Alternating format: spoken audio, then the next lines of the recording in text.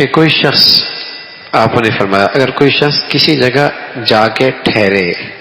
رات گزارنے لگے، کہیں سفر پہ گیا، اجنبی جگہ پہنچا، اور پھر اس نے ان مذکورہ کلمات کو پڑھ لیا، تو اس کو وہاں کی کوئی چیز نقصان نہیں پہنچائے گی۔ اور وہ کیا ہے؟ اعوذ بکلمات التامۃ من شر ما خلق، اعوذ بکلمات التامۃ من شر خلق، کہ میں پناہ لیتا ہوں اللہ پاک کے کامل کلمات کی ان تمام چیزوں کی برائی سے جو اللہ نے پیدا کی ہے، تمام مخلوق کے شر سے یہ شخص ان کلمات کے بدولت اللہ کی پناہ میں آ گیا۔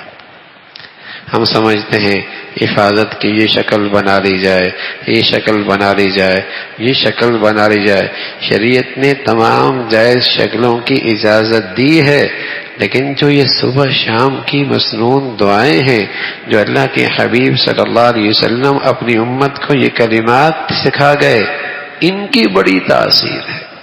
ان کی بڑی تاثیر